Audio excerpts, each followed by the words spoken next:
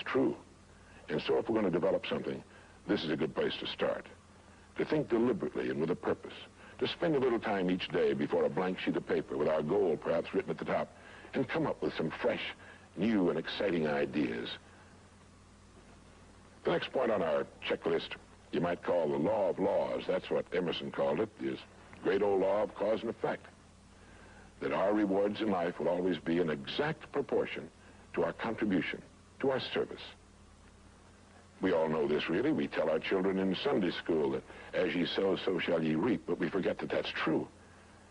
If a man is unhappy with his rewards, all in the world he's got to do is find ways of increasing his contribution, his service. It's like the story of the preacher who was driving down a country road, and all of a sudden he came to the most magnificent farm he'd ever seen in his life. It was beautiful.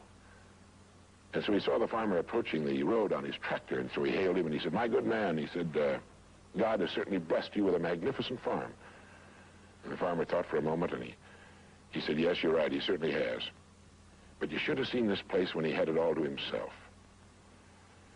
And the preacher had his sermon for the next Sunday. He realized that all the farmers up and down that road had been given the same land, but one man had made something great out of it. Well, all of us are given the same land. We're given a human life, and each of us can make something great out of it, too, if we want to.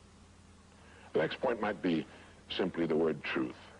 Since everything we do has an equal and opposite reaction, unless what we're doing is based on truth, we're building on sand, and it can't stand. The next point would be R&D, research and development. None of us would want to work for a company or invest our money in a company that didn't have a very viable research and development department. That is, pumping a good percentage of its profits back into research and development because its future depends on it. But so does a man's.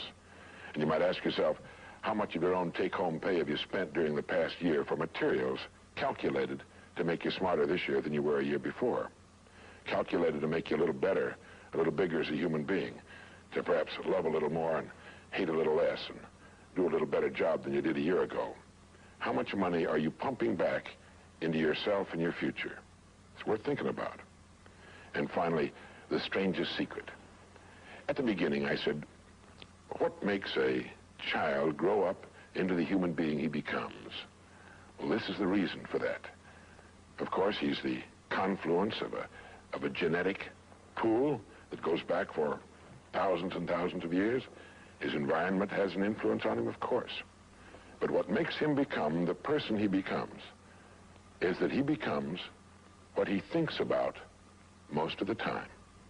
It's as simple as that. We become what we think about most of the time. And that's the strangest secret. This is why thinking is so vital. This is why a goal is so important. Because we will become that. This is why people who set goals achieve them. The trouble with men is not in achieving their goals. They do that. It's in establishing them. Well, that's about it. I think it's good to remember that if we just go along with the crowd, we won't wind up with much more than the wish that we could do it all over again, and as far as we know, you can't. If we want to amount to anything as individuals, we need individual goals, individual thinking, individual actions. And we must never conform to the big group. We must love them, we must help them, we must serve them, because our whole success will depend on our ability to do these things.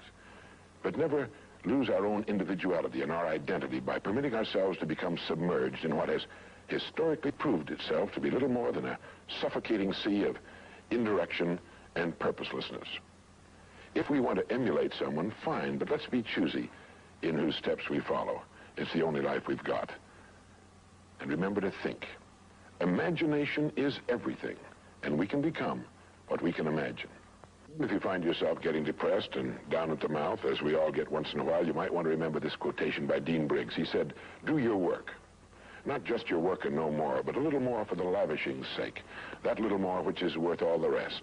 And if you suffer as you must, and if you doubt as you must, do your work. Put your heart into it, and the sky will clear. And then out of your very doubt and suffering will be born the supreme joy of life." Believe it or not, in an age when we've come to nearly deify leisure time, we've almost lost sight of the fact that virtually all our satisfactions, rewards will come not from our leisure, but from our work. And don't forget, the strangest secret. We become what we think about.